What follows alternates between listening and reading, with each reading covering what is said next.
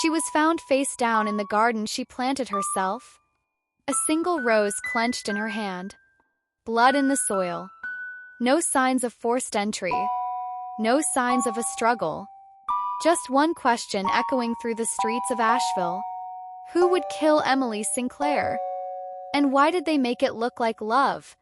Asheville, North Carolina, 1996. A charming town nestled in the Blue Ridge Mountains. Quiet, peaceful, the kind of place where people leave their doors unlocked and neighbors greet each other by name. Emily Sinclair was the town's sweetheart. A 32-year-old elementary school art teacher, known for her kindness, her laugh, and the way she painted life into everything she touched. She lived alone in a cozy Victorian home with her golden retriever, Daisy. Her students adored her. So did the community. But on the morning of April 14th, her neighbor, Mrs. Granger, noticed Daisy barking nonstop. Something was wrong. When police arrived, they found Emily lying in her backyard garden, surrounded by torn tulips, a single rose in her hand. She had been stabbed twice, not violently but carefully, almost tenderly. There were no signs of forced entry. No defensive wounds. Nothing was stolen. Just a woman, silenced forever in the sanctuary of her home. Crime scene was too neat. Didn't scream rage or robbery, it whispered something more intimate. Detective Frank Laramie, a seasoned investigator with a nose for passion-driven crimes, noted one detail that chilled him. The rose in Emily's hand, it had been cut fresh.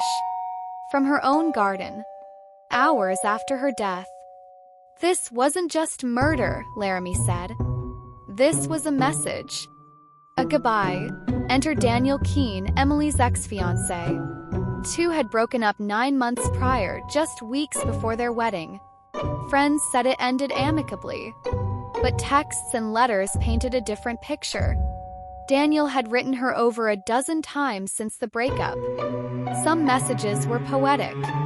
Others obsessive. I'll never let you go. You were the only one who saw me. Emily hadn't replied to any of them. Daniel claimed he hadn't seen Emily in months. But surveillance footage from a gas station showed him just 2 blocks from her home the night of her death. He was brought in for questioning.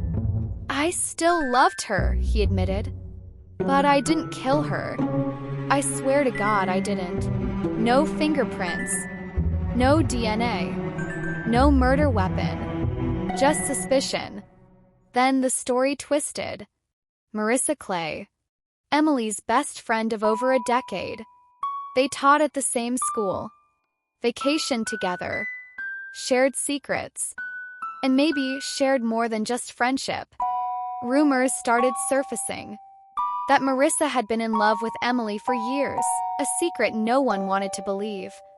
But jealousy, especially when unrequited, can fester. Police found a letter in Emily's desk drawer, handwritten and signed, emotional. I see the way you look at him, but he doesn't see you like I do. He doesn't deserve you. No one does. Handwriting analysis suggested a possible match to Marissa, but she denied everything. She was the sister I never had, Marissa insisted. I would never hurt her, till her alibi was shaky. She said she was home alone grading papers. No one could confirm. Weeks passed. Case stalled. Until Emily's sister Claire discovered a locked box in Emily's attic. Inside, a journal. In it, Emily wrote about feeling watched. She mentioned someone following her after school. She was debating whether to get a restraining order. The last entry? He came to the garden again. Said I still owed him my heart. I told him no. He didn't like that. The he wasn't Daniel. It was a name that hadn't come up yet. Brian Felder, a former student's father. Widowed. Quiet. He had volunteered in Emily's classroom 2 years earlier. Known for his devotion to his son and to Emily. He brought her gifts. Helped her build a playground set. But when she began setting boundaries, he didn't take it well. Brian had no criminal record. No history of violence. But when detectives searched his home, they found something chilling. A shoebox filled with photographs of Emily, taken without her knowledge, from across the street, through her windows, and in his garage, pruning shears, traces of blood, a single rose petal on the workbench. When confronted, Brian broke down. "I just wanted her to love me back," he sobbed. "She said I was sweet, that I helped her heal. I thought that meant something," he confessed.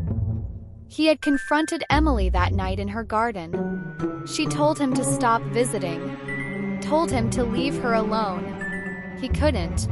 "I didn't mean to hurt her," he said. "But if I couldn't have her, no one could." The town of Asheville was shattered. Emily had been a light, snuffed out by a man twisted by loneliness and fantasy. Her students left flowers on the school steps. Her funeral was packed with hundreds. Daniel was cleared. Marissa would go on to start a scholarship in Emily's name.